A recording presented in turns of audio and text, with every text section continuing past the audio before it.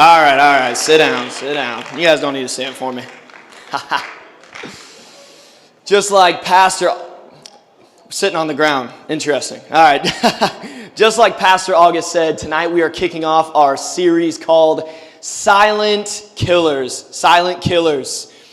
The series theme is where we're talking about some things that don't shout in our lives, but instead they whisper. They creep in unnoticed and they silently drain our faith before we realize what's happening. You know, when we think of things in our life that can kill our faith, a lot of times, most of the time, we can usually picture something dramatic, like walking away from the church, turning your back on God, denying God, or making some massive mistake. But most of the time, faith doesn't die with a bang, it dies with a whisper. That's why we're calling this series Silent Killers, because there are things that creep into our lives, things that maybe don't look dangerous at first, but over time they quietly drain the life out of our relationship with God. And one of the biggest silent killers, in my opinion, is comparison. Comparison. Chances are that at some point in your life, maybe if you're like me, it's happened many times, where you find yourself satisfied until you look to your left and you see someone else who's got something a little bit better than what you do. And then you're like, dang, you find yourself miserable. I've got a family member who won't be named, where we'll just say we don't have the best relationship with this family member. This family member intentionally moved across to the other side of the country, in her words, not mine, because she didn't want to be around family, because she didn't need family, didn't want family. Rarely ever saw her. This family member was mean to family members of mine, doesn't really like my siblings, and she didn't make it a secret. We'll just say that. But for some reason, I don't know why, for some reason this family member seemed to like me a lot more than my other family members. Not because of anything I did, I don't know, it's just bizarre. And again, she did not really hide this. At Christmas time, this was always very evident. I always got way more stuff at Christmas than any of my brothers. Again, nothing that I did to deserve this, but for example, just going through some of the years, I remember there was one Christmas where this family member got me a very nice compound bow. If you guys were here last week, I know most of you high schoolers were at Fields of Faith, but I actually brought that bow on stage and I shot a target. So she gave me that. It was a very expensive Christmas present. Got the rest of my brothers Skylanders, like $10 from Target. Another year, she bought me like a really nice top-of-the-line pellet gun, and she bought my brother Owen a book. Another year, she bought me an actual gun. Again, hundreds of dollars. Bought me an actual gun and got my brother Owen a t-shirt. So it got to a point to where my family would actually joke about this every single year at Christmas. We would say, you know, my brothers would say, man, I never get as nice of things as Payton, and we would, you know, joke about it. And one year, the joke was actually on me. It was the year that I turned 15, and at Christmas, the day before Christmas, we were opening up presents, and I noticed my present was really small that year, and I was like, I wonder what this is. I opened it up, and it was a two-way plane ticket to go out and visit her. And it was the worst present ever. I mean, I'm kind of kidding, but my brothers and I actually joked about it. We're like, oh, you know, well, how the turntables. And I was like, no, Owen, I'll swap with you. I'll actually take the t-shirt this year. You can have the plane ticket. So that's just a silly story, 100% factual. But I will say this, the fastest way to kill something special is to compare it to something else. This is going to talk to somebody tonight. The fastest way to kill something special is to compare it to something else. For example, my house. I love my house. My wife and I, we're so grateful for the house that we live in. It's so much better than the last one. You know, for example, your house could have 3 bedrooms, and that's perfect for your family. You love it. But then you go over to your friend's house, and they've got a 5-bedroom house. Maybe on Saturdays, you guys watch college football, and at your house, you got a 50-inch TV, and you're like, man, this is great. It serves our family's needs. I get to watch all the football games I want. But then you go over to your friend's house, and they've got a full-on movie room with the projector and the theater seating, and you're like, oh, man, my 50-inch TV is not so great after all. You've got maybe a couch at your house that seats 3 people, and you're like, it's comfy, it's great, serves its purpose. But then you go over to your friend's house, and they've got a 15-person sectional couch that wraps all the way around their living room, and it's soft, and you can lay on it, and you're like, man, I wish I had what they have. I know at the last place that I youth pastored at, there was a kid in the youth group whose uncle is the vice president of Jordan. And he always had the coolest shoes. I remember it didn't matter what shoes I got, how much I loved my shoes. When you walk into youth and it's like every Wednesday he's walking in with like Jordan 1 Dior's, or he's walking in with one of his 12 pairs of Off-Whites, suddenly you don't feel so good about your shoe game. You know what I'm talking about? I think back to high school, my first vehicle that I drove. My brothers and I gave it the nickname Girthy White. It was a big old 2000 Expedition Eddie Bauer, and I loved that thing. I could fit all of my friends in it. But then one of my best friends in high school, his dad bought him a brand new C7 Corvette, and suddenly the old Expedition didn't seem so cool. How many of you guys hunt in here? Any hunters in the room? We got like 4, 5. Awesome. You're out hunting your first time, and you shoot a little spike buck, and you're like, man, this is awesome. You post a picture on Instagram. You're so happy and proud that you shot a deer, and then you swipe up on Instagram and it refreshes, and you see one of your friends, they shot this massive trophy buck, and suddenly you're like, oh man, maybe I should delete my Instagram picture. I'm not as proud of it as I once was. See, guys, when comparison begins, contentment ends. It's never been easier to compare our lives to others than ever before in history now because of social media. You get on social media, you get on Instagram or Snapchat, and you see all of your friend group, and maybe they're all hanging out, and you're not invited, and you get FOMO, and all of a sudden you don't feel so good. Maybe at homecoming, you're like, man, I love the dress that I got this year at homecoming. I felt really confident. And then you scroll on Instagram and you see someone else's dress. You're like, man, her dress is way prettier than mine. I don't like my dresses as much. How many of you guys know intern Jack? By show of hand. Okay, we got a couple people in the room that know intern Jack. Right now, he is in the Grand Tetons National Park, and he's sending us pictures and videos of him at the Grand Tetons. And as much as I love Urbandale, I love Urbandale with my whole heart. When I wake up in the morning, I see a video from Jack, and he's sleeping on a lakeside in the Teton Mountains. It's like, man, Urbandale is not so great. I wish I was him.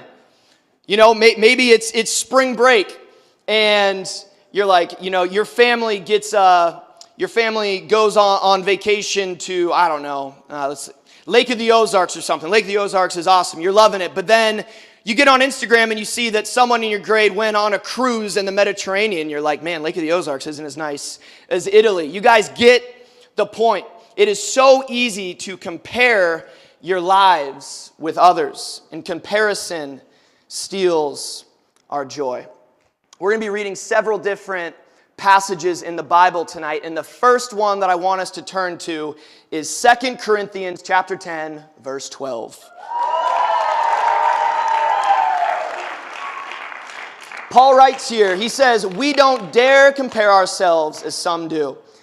Says this, he says, but they are only comparing themselves with each other, using themselves as the standard of measurement. How ignorant. I love when Paul's savage. How ignorant. Paul's saying how ignorant it is to say, look at how much money that person's family has. I don't have that. Look at the relationship that person has. I don't have that. Look at the life that person is living. I don't have that. And to feel less than. You see, comparing makes you feel either superior or inferior, and neither honors God. Comparing makes you feel either superior or inferior, and neither honors God. In case you guys don't know, I've got two daughters. Their names are Bonnie and Charlotte, and they're just over a year old. And once you become a mom or a dad, something that a lot of parents will do with each other is they'll begin to compare different milestones. You know, how many months old was your child when they started to crawl? How many months old was your child when they started to walk, when they said their first word, when they got potty trained, so on and so forth. And it's almost like this little thing. Maybe it's just with guys. It's almost like a competition. Like how old was your son when he started walking? Oh, he started walking at 12 months. And you're like, oh, my son started walking at 10 months. You know, and it's almost like this unspoken rule. It's almost like this little comparison. It can happen with so many different things in our lives. You know, maybe you get a Lululemon bag and you're like, man, that is the cat's meow. You know, you think that's top of the line, but then your friend gets a Chanel bag and suddenly Lululemon feels ghetto. Sort of a joke. You feel less than because of what someone else got. You know, and on the other hand, maybe you were blessed. You were fortunate enough to grow up in a family that was very affluent. Your parents bought you everything you ever wanted. You always had the pair of shoes that you wanted, the clothes that you wanted. You always had the newest iPhone. You always had a nice car. And then you look at someone else who doesn't have that, who maybe they've got some shoes that have some holes in them. They've got some clothes that you can tell are hand-me-downs. Maybe their car isn't as nice as yours. And you look at that and you think, man, I'm better than that person. Comparison either makes you feel inferior or superior, and neither one honors God. So what I want to do tonight is I want to be transparent, open, and honest with you guys, and I want you guys to do that with yourselves as well about how comparison in our life silently kills our faith. Andy Stanley, he talks about this concept called the land of Ur, where he's talking about how there's no win in comparisons. Everybody simply wants whatever someone else has. They want that plus They want to be cool They want to be funny They want to be better at that sport. They want to be faster. They want to be stronger. They want to be smart It's this constant comparison, but I don't know about you guys, but I'm a little bit competitive, so I can find myself at times not just settling for I want to be est. I don't want to just be smarter, I want to be smartest. I don't want to just be greater at Call of Duty. I want to be the greatest. Come on, can I get a witness? I want to be the greatest at Fortnite. If anyone in the room still plays that. So I'm sharing a lot of funny analogies in the room tonight, but if we can be honest with ourselves, I think this is something that the majority of us can struggle with at times. You know, if this is you in the room, I've got a practical thing that I want you guys to do for the next week. It's something that I'm going to call a joy guardrail. Every single day this week, what I want you guys to do, before you go to bed, or maybe it's before you go to school, I want you guys, in your time with God, I want you guys to think of 3 things in your life that God has blessed you with. 3 things in your life that God has blessed you with. And then I want you to, out loud, thank God for those things, whatever it may be. And then, in addition to that, I want you guys to think of a blessing in someone else's life, a friend of yours, maybe it's a sibling, maybe it's someone on your sports team, and you recognize that, and rather than being envious of that or jealous of that, I want you guys to either say something to them in person, send a text, leave a comment, and say, man, I'm genuinely happy for you. Man, that's so amazing, rather than responding in jealousy or envy in your heart. I want us to do that every day this week. Comparison is a silent killer that we often deal with in our lives, and it never satisfies. So we're going to look at some more scripture tonight. Kind of like the main scripture that we're looking at tonight is John chapter 20 and John chapter 21. And I think this is hilarious. Like reading through these 2 chapters, I think is just so funny. And you know, at the same time, it's also powerful. But when you read chapters like this, you understand and you recognize that the people in the Bible, the people who are writing the Bible, the characters in the Bible, man, they're just ordinary people just like you and me. All right, you're going to see that there's people who are immature. You're going to see people who are childish at times, people who compare themselves to each other, and they've got struggles that you and I can relate to. And jumping into John chapter 20 here in a second, you see this little conflict that's going on between the disciples John and Peter. And I remember when I was in Bible school in college, I remember one of my professors, Dr. Martindale, said, "I don't think John and Peter really liked each other." And I'm like, "What are you talking about? They're disciples of Jesus. These are the guys that wrote the Bible. These are the guys that built the church. What do you mean they didn't really like each other?" And he kind of expounded on it. And, the more I look at it, I'm not sure if they necessarily didn't like each other, but there was definitely a competition going on between these two guys. And you can see this through different books of the Bible, especially in the Gospels. If you just look at the different stories throughout the Gospels, you constantly see people like Peter and John, and they're always saying things like, "I got to sit closest to Jesus." And they're asking Jesus questions like, "Jesus, who is your favorite?" You're going to see here in this story, John's like, "Hey, I was faster than Peter. I got to Jesus' empty grave faster than Peter." Where there's this kind of competition going on. And in my opinion, the disciple John was probably pretty annoying, just being honest. I know he's a disciple. He wrote one of the books of the Bible, but just in my opinion, if I'm being honest, I think the disciple John was a little annoying. Maybe you're like, "Pastor Payton, what are you saying?" Well, one of the reasons that I think the disciple John was a little annoying, because he always referred to himself in the third person. That's just weird. That's annoying. That's childish. And not only did he refer to himself in the third person, but you guys know what he called himself? What he calls himself over and over and over again in the book that he wrote? He refers to himself as the disciple who Jesus loved. Are you kidding me? Can you imagine? Okay, just put yourselves in this situation. Imagine that there's a visitor here on a Wednesday night, and you're like, "Hey, I don't know you, but I'd like to welcome you here to New Hope." You go and you introduce yourself to that person. They ask you your name, and you're like, "Oh, I'm the student that Pastor Payton loves." You'd be like, "What in the world?" Like, dude, it's insane. Get out of here. You guys should read your Bible. It's hilarious. You guys know what Moses referred to himself as in the Bible? He referred to himself as the humblest man alive. Goodness gracious. That is some crazy self-glaze. That is insane. Calling yourself the humblest man alive. So John, he refers to himself in the third person. He calls himself the disciple who Jesus loved. It's kind of annoying. I could understand why Peter maybe didn't like this guy as much. So there's some tension going on throughout the Gospels. You see Peter comparing himself to John, John comparing himself to Peter. Who's the favorite? Who's the best? Who's the greatest in the eyes of Jesus? Now the context of John chapter 20, which we're about to jump into, is this. It was 3 days after Jesus had died. This is Sunday morning. He was supposed to be in the tomb, but when Mary Magdalene went to the tomb, she saw that the stone was rolled away. She saw that the tomb was empty, and she didn't know what to think. She's like, "Is he risen? Did someone steal his body? What happened?" So she goes back, and she runs back to the disciples, and this is how the story goes. Now, when I read this, what I want you guys to notice, I think it's highlighted on the screen. I want you guys to notice how many times John feels the need to say that he's faster than Peter. Watch this, right here in the Bible. I'm so glad you guys came to youth tonight. This is amazing. The tomb is empty. And John is like, "All right, Jesus is risen. I'm faster than Peter."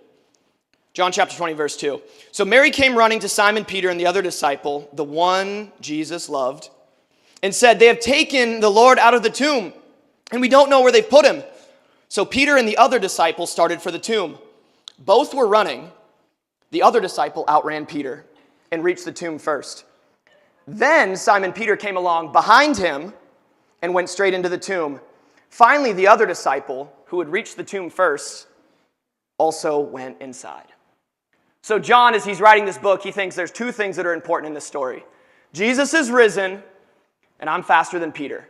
That's what he thinks is important. Peter and John are standing there, and you can imagine Mary runs up to them and is like, guys, the tomb is empty. I don't know what happened. I don't know if someone stole his body. I don't know if he's risen. Like, you guys got to go check it out. And instantly, it's like a gunshot, and it's a foot race to the tomb of who is going to be there faster.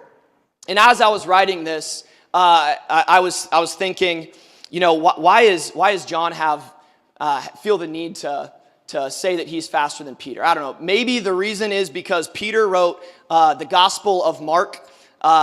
We were talking about this about a month ago on Sundays, and that was actually the first gospel that was written. So maybe John was like, hey, Peter, you wrote the first book of the New Testament. Well, I'm going to make sure that I was faster than you. I don't know. I don't know what's going on. It's bizarre. But we see that there's this competition, there's this comparison here between John and Peter. John says, it's the Lord, I saw him first. Then moving forward to John chapter 21, this is after Jesus is crucified, after he is resurrected, after the disciples have seen them, and we see Peter is encountering Jesus here. Peter and John and some of the other disciples, they were on a boat and they were fishing. They weren't catching any fish, and then this man appears and he says, throw your nets on the other side. And then they cast their nets on the other side, they catch a bunch of fish, and who is this person? They find out that it's Jesus, and then Jesus says to Peter, as he cries out to him, Jesus says to Peter, Peter, do you love me? Peter then says, yes, Jesus, you know that I love you. I love you so much. Then Jesus says to Peter again, then feed my sheep. Then Jesus says again, Peter, do you love me? Peter says, yes, Jesus, I love you. Then Jesus says, then feed my sheep. And then Jesus says it a third time. And it says that Peter was actually offended. It says that Peter was hurt and sad. And he's like, Jesus, why are you asking me again if I love you? Yes, I love you. Jesus says, then feed my sheep.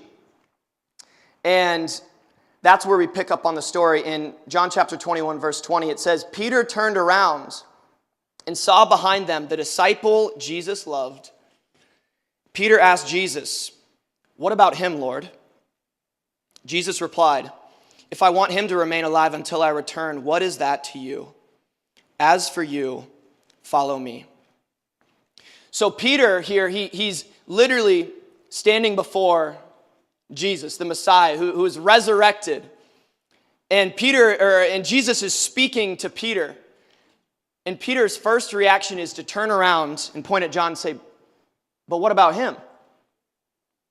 Jesus, I know what you just said to me. I know what my assignment is. I know what you've called me to, but what about him? And then Jesus responds, what is it to you? He's saying, Peter, you're just supposed to follow me. Peter, all I've asked you to do is feed my sheep. That's your assignment. That's your lane.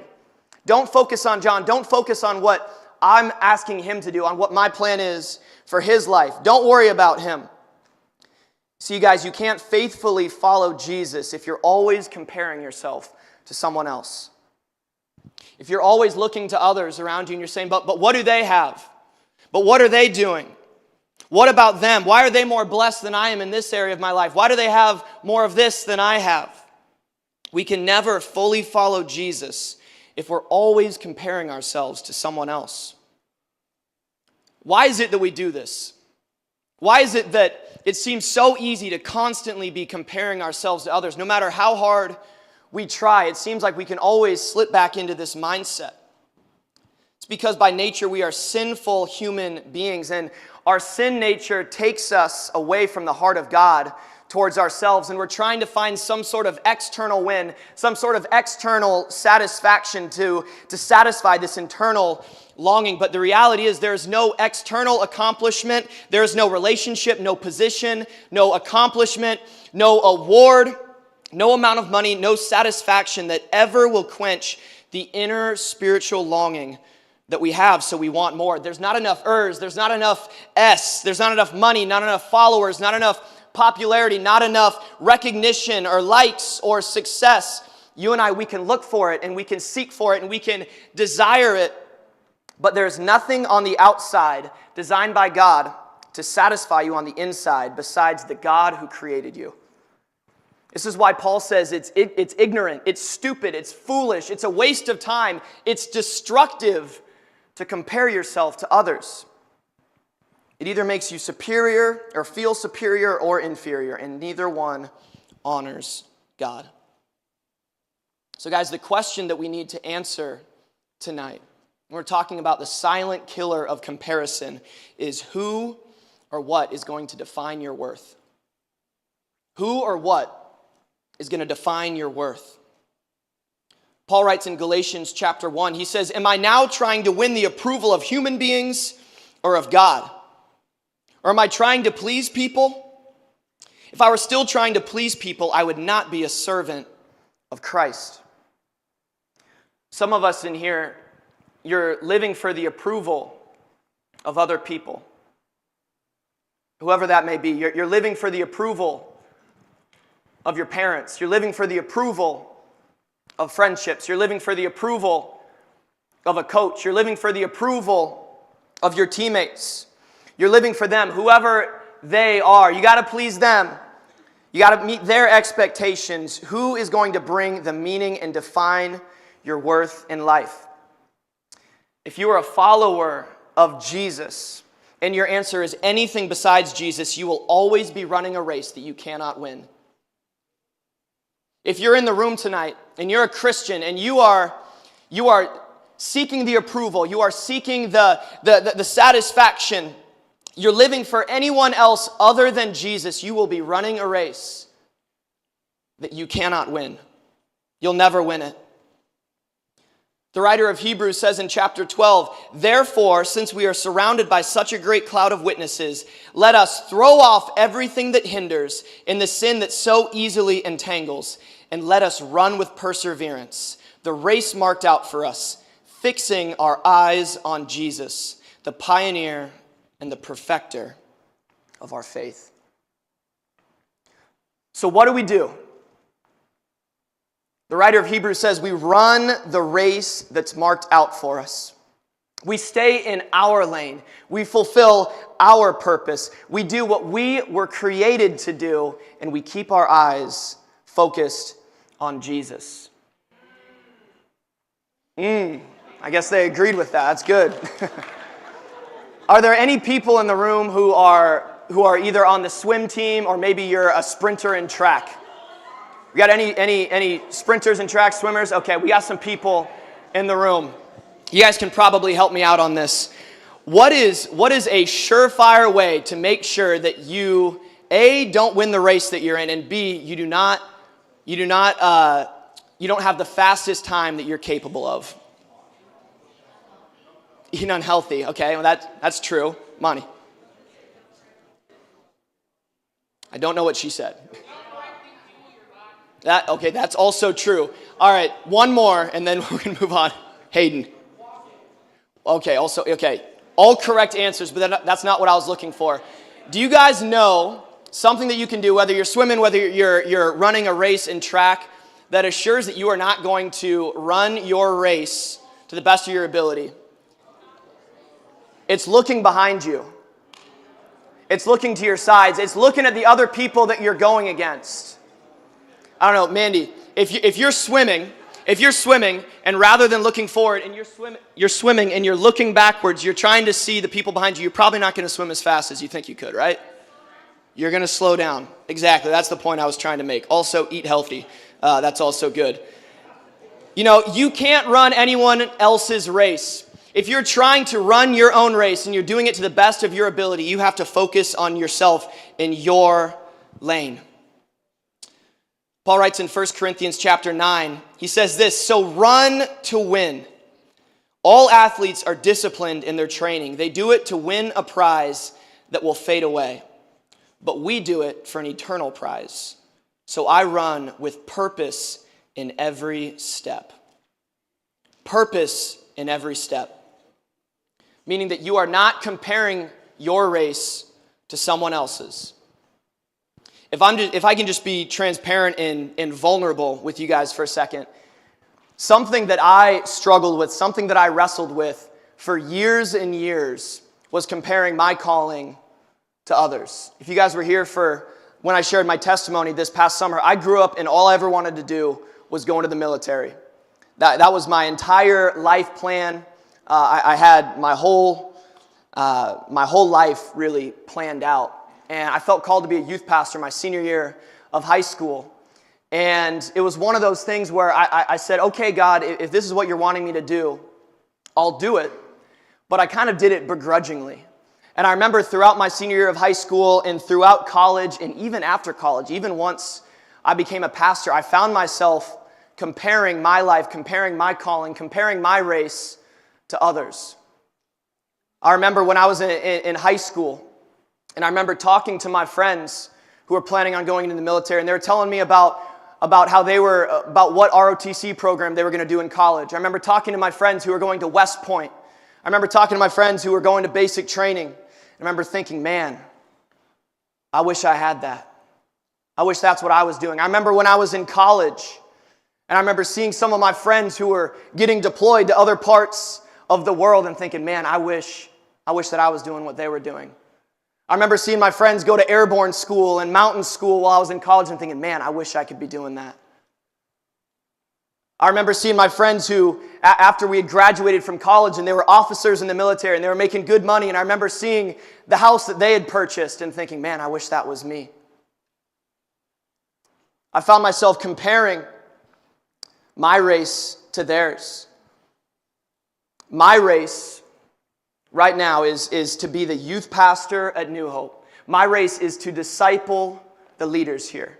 My race is to pour into and to love on students and teach them how to follow Jesus. My race is to love my wife, to serve my wife. My race is to love my children and to be the best dad that I can be. That's my race. If I can do those things, if I can do what God has called me to do, then it's a win. But as soon as I start looking around, as soon as I start looking to other people, comparing my race to theirs, all it does is create dissatisfaction. It takes my eyes off the prize. It takes my eye off what Jesus has called me to. I think back to when I was your guys' age, what my race was. My race was to live an upstanding, godly life. My race was to tell my friends about Jesus. My race was to serve in my church. My race was to give my best in school. My race when I was in college, it was to study God's Word and learn how to communicate it. My race in college was to develop my leadership skills. My race in college was to serve in my local church. I could have looked around. I could have compared my life. I could have compared my race to others. But I had to keep my eyes focused on the race that Jesus had for me. You can't run anyone else's race. The only race that you can run is yours. All you can run is yours. I'm going to encourage you guys this month to, we're going to give you guys some time here in just a moment as we're about to close to do these things. I want you guys, after praying and asking God what these things are, I want you guys to think of 3 things that God has for you guys. What are the 3 things in your lane that you guys can focus on this next month? Some examples might be, I feel like the race that God has for me right now is I got to lead one of my friends to Jesus. I got to invite one of my friends to youth. I got to tell one person about Jesus. My race this month is I'm going to honor my parents at home this month. I'm going to do my best to honor my mom and dad. My race is I'm going to give my absolute best in the sport or extracurricular that I'm in. Not to gloat, not to feel better about myself, but because we do everything to the best of our ability for the glory of God. Whatever those things may be, I want you guys to have 3 things in your lane that you guys can run towards this month. Not things that we just come up with off the top of our head, but things that you feel like God is speaking to you. And then also, I want you guys to think of what things in your life are distractions, what things in your life are side glances that you're taking, comparisons that you're making that are making you take your eyes off the prize. And maybe that will require you to mute or to unfollow an account, or maybe to set a time limit on a social media app, or maybe just delete it altogether, whatever it may be. I'm going to invite you guys to stand up on your feet as we're about to close right now.